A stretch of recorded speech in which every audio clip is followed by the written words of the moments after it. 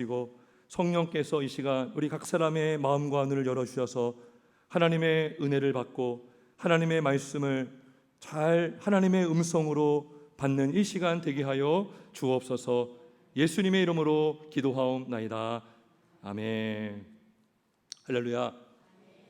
우리는 계속 마가복음을 보고 있습니다. 2장을 한번 이렇게 우리가 쭉 보니까요, 어떤 한 공통점이 나와요. 특징이 나옵니다. 그것은 매 사건마다 예수님이 어떤 일을 할 때마다 항상 그 옆에서 예수님의 사역을 응원하는 것이 아니라 예수님의 사역에 딴지를 걸고 있는 사람들이 등장하고 있다는 거예요. 어떤 문제점을 제기하고 있는 사람들이 항상 있습니다. 서기관들, 바리새인들. 그래서 우리 2장 앞에 보면 중풍병자를 고치는 사건을 통해서는 예수님께서 죄사하는 권세가 있죠. 근데 그러한 예수를 향해서 그 서기관들이 마음속으로 신성 모독하는 자다라고 평가를 내렸고요. 또 예수님께서 이 세리와 죄인들과 함께 식사하는 것을 보고 이 문제를 삼았습니다. 그죠? 죄인들과 어떻게 식사를 할 수 있느냐? 참고로 여러분, 바리새인들, 아마 이렇게 바리새인이 누군가 모르는 사람도 있을 수 있어요. 바리새인이라 하면 유대교에 큰 3대 종파가 있습니다. 그래서 사두개파, 에세네파, 바리새파. 이 바리새파가 가장 큰 종파예요. 이 바리새파는요, 이스라엘 유대인들이요, 헬라라는 제국의 지배를 받을 때에 헬라 제국이 이 유대인들을 문화적으로 헬라 문화에 동화시키려고 많은 유혹을 했어요. 그래서 이 헬라 문화에 동화되지 않으려고 이 유대인들 간에 경건주의 운동이 벌어집니다. 그래서 율법을 철저하게 지키고, 그죠? 우리는 세속화되면 안 돼. 이렇게 해서 생겨난 운동이 있는데 그 주축을 이루었던 사람들이 바리새인들이에요. 그러니까 의도는 참 좋았어요. 자, 좋은데 예수님이 이 땅에 오셨는데 예수님이 누군지를 알지 못하니까 자꾸 이들의 열심이 잘못된 길로 가고 있는 거예요. 그죠? 잘못된 열심이, 여러분, 방향이 잘못되면 열심이 굉장히 위험합니다. 그러니까 지금 잘못된 방향으로 이들은 열심을 내고 있는데, 자, 오늘도 어떤 문제를 제기하냐면 금식 논쟁이 벌어집니다. 그러니까 예수님, 바리새인들의 제자들과 요한의 제자들도 금식을 하는데 어찌하여 당신의 제자들은 금식을 하지 않습니까? 라는 그러한 지금 문제 제기를 하고 있어요. 오늘 여러분, 마가복음 오늘 금식 논쟁과 앞서서 세리들과 식사한 장면이 지금 떨어져 있지만 누가복음에 보면 하나의 이야기로 되어 있습니다. 그러니까 앞서서 식사하는 것을 문제 삼았던 그 날이 바로 아마도 유대인들 간에 금식하는 날이었던 것 같아요. 예수님 당시 때에 유대인들은 일주일에 2번 금식했어요. 월요일과 목요일. 그죠? 이날 금식했는데 이날에 예수님이 제자들과 함께 식사를 한 거예요. 이것을 문제 삼은 것이죠. 어찌하여 당신의 제자들은 금식하지 않습니까? 이 말은 또 무슨 말입니까? 예수님도 지금 비판하고 있는 거죠. 여러분, 근데 성경은 진짜 누가 문제가 있는지를 보여주고 있어요. 여러분, 예수님과 예수님의 제자들이 문제가 있습니까? 아니면 이렇게 문제를 제기하는 바리새인들이 문제가 있습니까? 후자죠. 그죠? 바리새인들에게 문제가 있습니다. 자, 몇 가지 문제가 있는데요. 먼저는 어떤 문제냐면 지금 바리새인들의 문제는 화평을 깨트리고 있는 문제를 범하고 있어요. 화평을 깨트리고 있습니다. 누구와의 화평을 깨트립니까? 예수님과 제자들과의 관계의 화목함을 깨트리고 있어요. 자, 우리가 앞서서 2장 16절에서 바리새인들이 예수님의 제자들에게 뭐라고 했어요? 그의 제자들에게 이르되 어찌하여 세리미 죄인들과 함께 먹느냐? 왜 당신의 선생이라고 하는 예수는 왜 죄인들과 함께 교제하고 식사하고 있습니까? 라고 문제를 제기했어요. 누구한테요? 제자들에게. 여러분, 어떤 느낌이 들죠? 지금 예수님, 그 제자들의 선생이신 예수님을 흠잡고 있는 것이죠. 흠집을 내려가고 있는 거예요. 예수님을 마치 불법을 행하는 자로 여기도록 하는 것이죠. 비슷한 일들이 많아요. 마귀는요, 창세기 3장에 보면 하와에게 접근해서 뭐라고 했어요? 하나님이 참으로 이 동산의 모든 실과를 먹지 말라고 하였더냐 그랬어요. 이거는 잘못된 것이죠. 그러니까 마치 하나님이 모든 것을 다 제한시키는, 자유를 빼앗고 억압하는 분으로 인식하도록 접근했다는 것이죠. 마찬가지로 예수님의 제자들에게 접근해서 지금 당신의 스승은 지금 불법을 행하고 있다, 하나님의 율법을 어기고 있다라는 것을 부각하고 있어요. 자, 그리고 이번에 금식 논쟁 때는요, 이제는 직접 예수님께 와서, 이번에는 대상이 달라요. 예수님을 비판하는 것이 아니라 예수님의 제자들을 비판합니다. 어떻게? 당신의 제자들은 금식하지 않습니까? 그래서 지금 예수님의 제자들이 굉장히 부자격적이고 경건하지 않고 굉장히 지금 불법을 행하고 있다라고, 지금 이 바리새인들이 예수님과 제자들 사이를 어떻게 하고 있습니까? 지금 이간질하고 있는 거 보입니까? 이간질하고 있는 거예요. 여러분, 그런 일들이 있을 수 있어요. 교회가 막 크잖아요. 그러면 부목사님들이 여럿 있고요, 담임목사님 한 분 계셔요. 그러면 성도님들이 어느 때는요, 부목사님에게 전화를 막 합니다. 막 담임목사님 승을 볼 수 있겠죠. 근데 그게 확인도 되지 않고 때로는 그것이 악의적으로 할 수도 있겠죠. 불순한 의도로. 여러분, 신천지가 쓰는 방법 중에 하나가 뭔지 아세요? 교회 안에 다 들어와서 열심히 봉사하고, 근데 어느 순간부터 계속 담임 목사를 이렇게 막 흠을 잡아요. 막 비판하고 거기 동조하는 사람들이 있겠죠. 그래서 이 부목사님들을 이렇게 섭외해서 실제로 문제되는 교회들이 있었습니다. 반면에 이럴 수도 있어요. 어떤 성도님이 담임 목사한테 와서 부교육자의 흠을 보는 거죠. 누구누구 목사님 이상합니다, 문제가 있습니다. 그러면 담임 목사 입장에서는 진위 여부를 파악하지 않고 성도님을 편을 금방 들어줄 수도 있죠.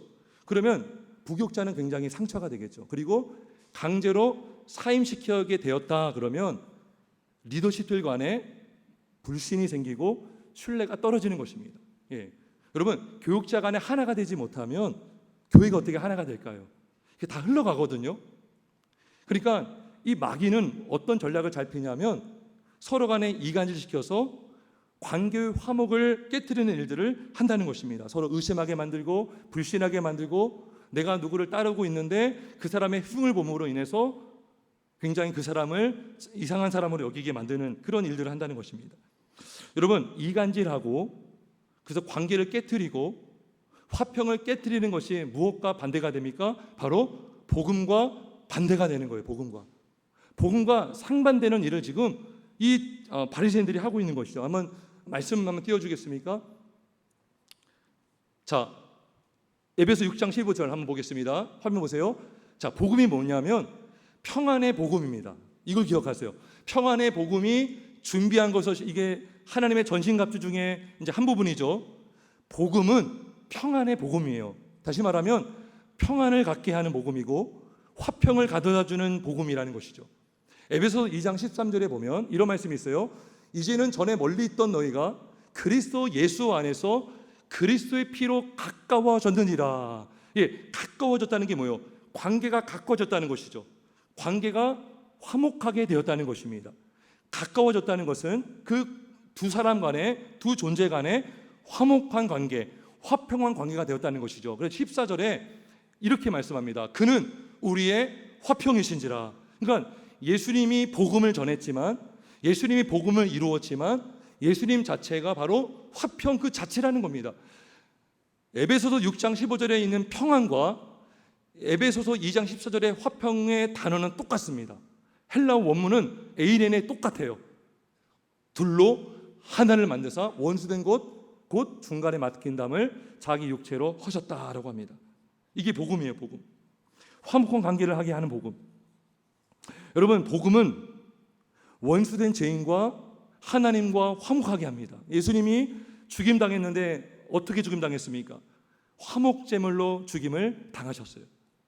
하나님과 우리 사이에 막힌 담을 허물기 위해서. 또 하나, 하나님과 우리 사이뿐만 아니라 사람과 사람 간에도 관계를 화목하게 하시려고 예수님이 십자가에 피 흘려 죽으셨습니다. 이게 복음의 정신이고 이게 복음의 본질입니다. 복음은 평안의 복음이라는 것, 화평의 복음이라는 것. 이 복음은 지체들 간에도 화목하게 만들어요. 이 화목을 위해서 주님이 죽으셨습니다. 이 화평함이 바로 복음의 열매고 복음의 능력입니다. 여러분, 복음을 믿는 자가 구원을 받습니다. 복음을 믿는 자가 하나님의 아들이 됩니다. 우리 다음 넘겨주세요. 예수님이 뭐라고 말씀하시냐면 화평하게 하는 자는 복이 있다 그랬어요. 그들이 하나님의 아들이라 일컬음을 받을 것입니다 그래요. 복음을 믿는 자, 복음을 아는 자는 화평하게 하는 자입니다. 먼저는 믿지 않는 자를 죽기로 인도하여 죄인과 하나님 사이의 관계를 화목하게 만들고, 그리고 내가 화목한 일을 함으로, 내가 화목해 하는 일을 함으로, 섬김으로, 또 남을 도와줌으로, 또 자기를 부인함으로 화평하게 하는 자가 바로 하나님의 아들이라 일컬음을 받게 되는 줄 믿습니다. 여러분, 그래서요, 우리가 경건 생활을 할 때에 이 동기를 점검하는 게 너무나 중요합니다. 내가 하는 행동이 공동체의 화목을 이루게 하는 것인가, 아니면 화목을 깨트리는 것인가? 내가 지금 이 말을 하고 싶은 것이 누구와 누구 사이의 관계를 멀어지게 하고 싶은 마음이 있는가, 아니면 이 사람의 관계를 화목하게 하려고 하는가? 이 동기가 중요합니다. 여러분, 경건 생활의 동기가 무엇입니까? 우리가 이걸 점검해야 되는 거예요. 분명한 사실은 우리가 복음을 믿고 거듭나고 복음에 사로잡혀 있다면 우리는 화목하게 하는 자로 살아갈 수 있습니다. 우리가 하는 모든 말과 우리의 모든 행동을 통해서 하나님과 우리 사이에 화목한 관계가 이루어지고, 나를 통해서 화목이 없는 것에 화목이 생기고, 서로 갈라지고 나눠졌던 공동체가 나 때문에 서로 화목하게 되는 역사가 있기를 주의 이름으로 축원합니다. 자, 두 번째로, 첫 번째 그 바리새인들의 문제는 화목을 깨트리는 거였어요. 두 번째 문제는 뭐였냐면, 지금 금식 논쟁을 통해서 자기를 높이려고 하고 있습니다. 우리 18절 한번 보겠습니다. 18절. 자, 이 바리새인들이 뭐라고 합니까? 요한의 제자들과 바리새인들의 제자들은 금식하는데 당신의 제자들은 금식하지 아니하나이까? 라고 하고 있어요. 어떤 느낌이 들죠? 지금 자신의 우월함을 강조하고 있죠. 나는 하는데, 우리는 하는데 왜 당신의 제자들은 못합니까? 비판하는 그 근저에는 뭐가 있습니까? 그들의 의가 있습니다. 의가. 자신들의 의를 드러내고 있어요. 금식하는 우리는 의롭고 금식 안 하고 있는 당신의 제자들은 지금 불의하다라고 하는 것입니다. 여러분, 금식 왜 합니까? 금식하신 적 있는 분도 있을 겁니다. 여러분, 금식을 왜 하죠? 금식하라는 것은 음식을 금한다는 거죠. 여러분, 인간의 욕구 중에 가장 중요한 욕구 중에 하나가 뭡니까? 식욕입니다. 식욕. 먹는 그 욕구, 먹는 재미. 여러분, 식욕이 없다면 무슨 낙으로 살까요? 그런 생각 많이 할 수 있죠. 그런데 우리가 금식한다는 것은 우리의 가장 기본적인 욕구인 식욕을 중지하는 것이고, 그리고 음식을 먹어야 우리의 영양분이 들어가서 건강을 지킬 수 있고 생명을 유지할 수 있는데, 금식한다는 것은 이걸 끊는다는 것이죠. 그러면 전적으로 누구에게만 매달리는 것이죠? 하나님께만 매달리는 거예요. 우리가 금식을 함으로 인해서 나의 생명에 주는 이 땅의 것이 아니라 하나님께만 있고, 나의 만족, 여러분, 식욕은 내 만족을 채워주기 위해서 할 때가 있죠. 막 스트레스 받으면 막 먹는 거로 풀잖아요. 근데 금식은 뭡니까? 나의 만족은 오직 하나님께만 있습니다. 이 마음으로 기도하면 기도에 집중이 되겠죠. 그러니까 금식을 하는 목적은 하나님께 더 집중하면서 기도하기 위한 것입니다. 그래서 여러분, 구약에 보면 국가의 위기가 있을 때에 금식을 선포하고 온 나라가 금식했어요. 에스더도 금식하면서 내가 죽으면 죽으리다라고 했죠. 아주 간절한 마음, 응답을 정말 사모할 때 내가 정말 죽기 아니면 살기라는 마음으로 하나님께 매달리는 마음, 이 금식이잖아요. 초대교회 때도요, 이 집사를 세우고 또 성사를 파송하기 전에 금식하였습니다. 얼마나 중요한 일입니까? 일꾼을 세우는 게 얼마나 중요합니까? 예수님도 광야에서 40일간 금식했죠. 금식이 여러분 유익합니다. 나쁘지 않습니다. 근데 바리새인들의 문제는 뭐였냐면 금식하는 건 좋았는데 금식하는 목적이 자기의 의를 드러내려고 했기 때문인 것입니다. 금식이 나쁜 것이 아니라 금식을 가지고 금식이라는 수단을 가지고 자기를 높이려고 했다는 것입니다. 우리 PPT 한번 볼까요? 누가복음 18장 11절 12절 이런 말씀이 있습니다. 나는, 이게 지금 바리새인들이라는 말이에요. 나는 다른 사람들 곧 토색, 불의, 간음을 하는 자들과 같지 아니하고 이 세리와도 같지 아니함을 감사하나이다. 나는 일해에 2번씩 금식하고 또 소득의 11조를 드리나이다. 2번씩 금식했어요. 바리새인들은, 유대인들은. 근데 자기가 하는 금식을 가지고, 근거를 가지고 지금 자신의 의를 드러내고 있습니다. 나는 저들과 같지 않으면 감사합니다. 자신의 어떤 우월감을 지금 막 강조하고 있습니다. 자, 예수님께서 이들의 의도를 알았을까요? 몰랐을까요? 이들의 동기를 알아요? 몰라요? 알죠. 우리 마태복음 6장 16절 다음 말씀 보겠습니다. PPT 보세요. 자, 예수님이 뭐라고 했습니까? 금식할 때에 너희는 외식하는 자들과 같이 슬픈 기색을 보이지 말라. 그들은 금식하는 것을 뭐 하려고요? 사람에게 보이려고. 이게 그들의 문제였던 겁니다. 사람에게 보이려고. 이게 외식이거든요. 사람에게 보이려고 얼굴을 흉하게 하느니라. 내가 진실로 너에게 이르노니 그들은 자기 상을 이미 받았느니라. 여러분, 이 땅에서요 막 경건 생활하면서 사람들이 인정받잖아요. 그러면 하늘에서는 상이 없어요. 다 끝난 것입니다. 이 땅에서 다 받았잖아요. 존경받고. 그들은 자기 상을 이미 받았느니라. 예수님은 이들의 불순한 동기를 지적한 거예요. 간파한 거예요. 사람들에게 보이려고 한 것입니다. 우월감을 갖기 위해서, 인정받기 위해서. 여러분, 금식을 통해서 자기가 죽어야 되는데 더 자기가 살아나고 있어요. 금식한 내가 더 높아지고 있어요. 금식한 내가 더 우월해지고 있어요. 이것이 무엇과 반대됩니까? 역시 복음과 반대가 됩니다. 복음. 여러분, 복음의 가장 중요한 정신 중에 하나가 뭡니까? 자기를 부인하는 것입니다. 복음은 자기를 부인하는 거예요.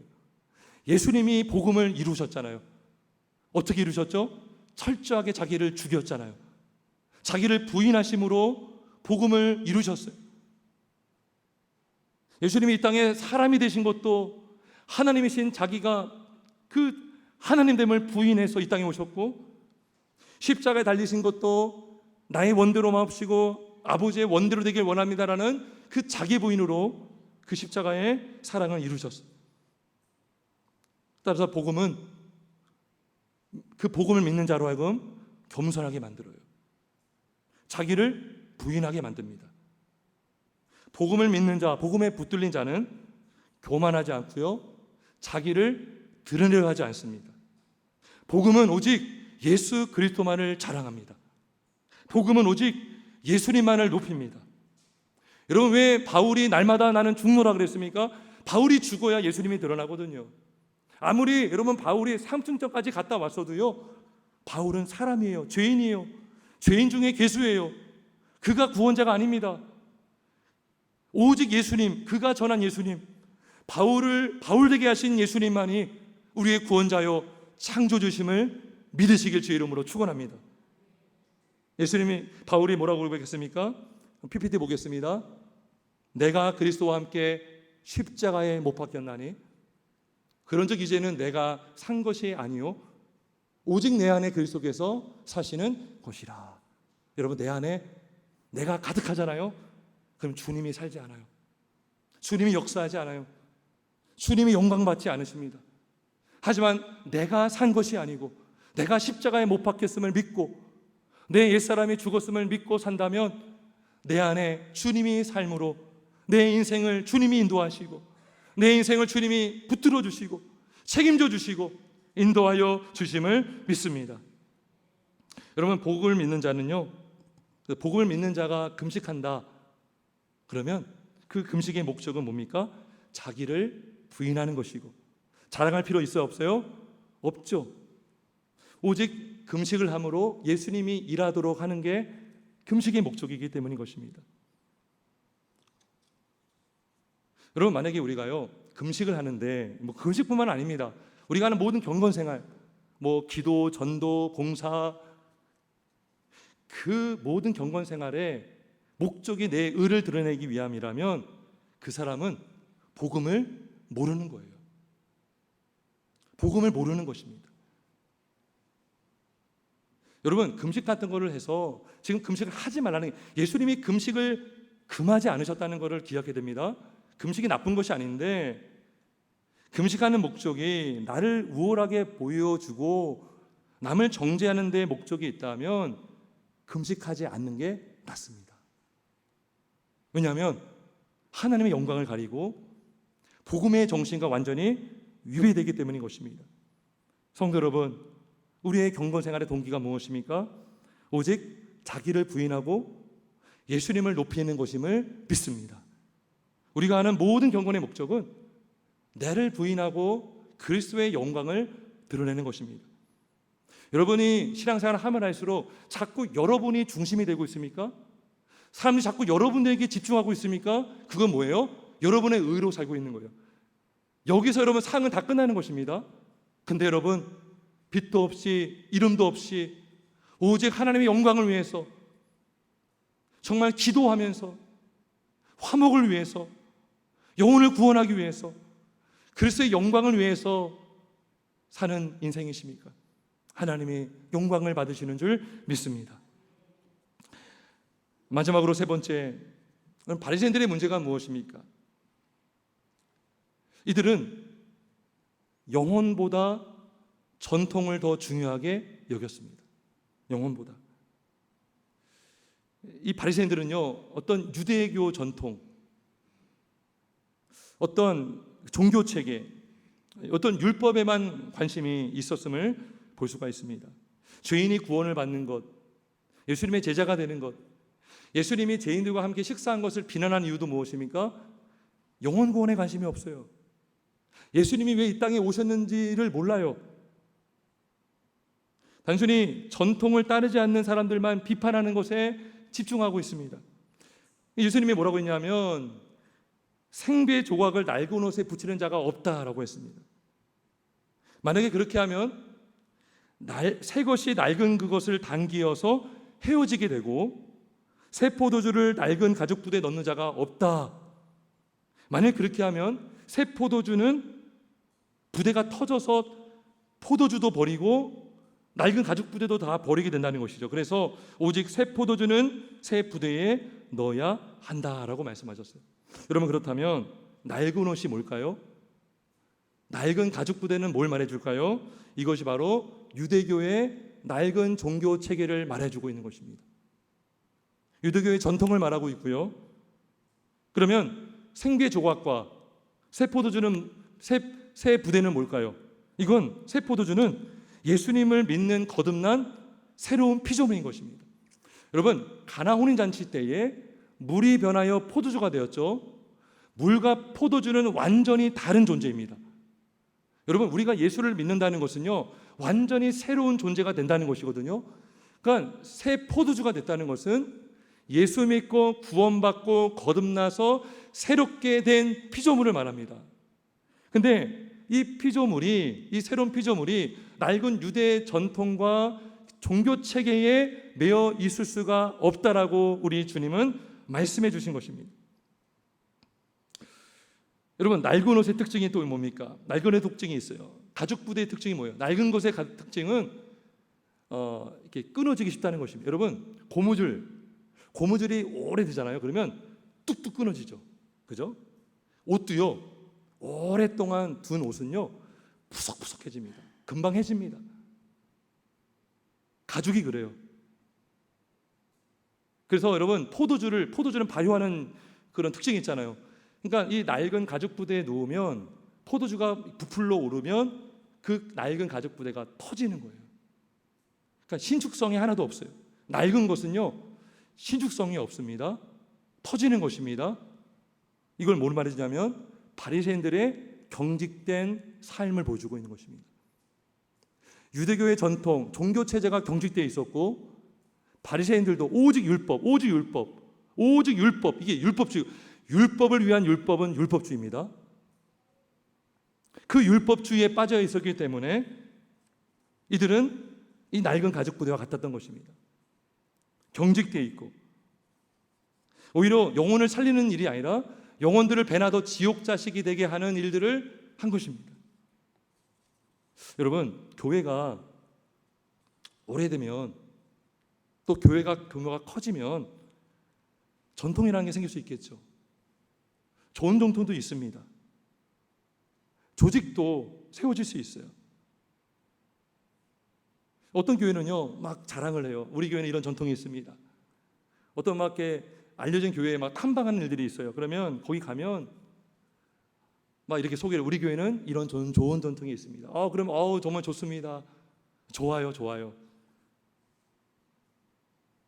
근데요 그 전통이나 조직의 목적이 뭐예요? 전통은요 목적이 아니에요. 전통은 마치 그릇과 같아요. 그릇에 복음이 없다면 전통은 의미가 없습니다. 오히려 전통이 복음을 가리게 된다면, 예수님의 그 복음의 능력을 자꾸 저해시킨다면 전통은 없는 게 낫습니다. 바꿔줘야 되죠. 여러분, 아무리 좋은 전통이라고 하고 좋은 책이라고 하는데 그것이 복음을 증거하고 영혼을 살리는 일이 가려진다면 그건 잘못된 것입니다. 여러분, 교회가요 막 조직을 강조하고 전통만 강조하면 교회가 어떻게 되는지 아세요? 서열을 강조하게 됩니다. 계급화됩니다. 알력 다툼이 많아지게 됩니다. 당을 짓고요 편가르기를 하기가 쉽습니다. 이런 교회 목사와 직분자는요 영혼 구원에 관심이 없어요. 영혼이 회심한 거 기뻐하지 않아요. 교회가 왜 있어야 되는지 몰라요. 정치하고 자기 자리를 지키고 빼앗는 것에만 관심을 갖습니다. 그리고 남을 정죄하죠. 여러분, 조직이 필요한데요 조직을 위한 조직은 조직주의예요. 정통이 필요할 수 있지만 정통을 위한 정통은 정통주의고요. 건물이 필요할 수 있죠. 근데 건물을 위한 건물을 짓잖아요. 그러면 그거는 건물주의가 되는 거예요. 이해가 되시겠습니까? 그러니까 전통이 나쁜 것이 아니에요. 필요할 수 있습니다. 좋은 전통이 있어요. 근데 그 전통을 위해서, 조직을 위해서 자꾸 그것이만이 목적이 된다면 복음이 역사가 나타나지 않는다는 것입니다. 이게 뭐예요? 이게 낡은 가죽 부대와 같은 거예요. 경직되고 신축성이 없고 살 수 있는 영혼도 다 죽게 되는 거예요. 왜? 그 부대가 터져버리잖아요. 영혼이요 서서히 메말라 죽어가게 되는 것입니다. 영적 생산 안 이루어집니다. 교회는 미안하지만 문 닫게 되는 것입니다. 여러분, 그래서 우리가 늘 묻고 성찰해야 되는 게 무엇입니까? 나의 경건 생활의 동기가 무엇인가? 나는 정말 주님을 예배하고 있는가? 내가 정말 주님을 높이기 위해서 이 일을 하고 있는가? 아니면 나는 그리스도의 영광을 빙자해서 내 의를 드러내려고 하고 있는가? 여러분, 우리가 이 질문에 답을 하려면 그 답을 찾는 방법은 간단합니다. 주님이 왜 이 땅에 오셨고 왜 교회를 세우셨는지를 알면 됩니다. PPT 한번 보겠습니다. 주님이 왜 오셨죠? PPT 넘겨주세요.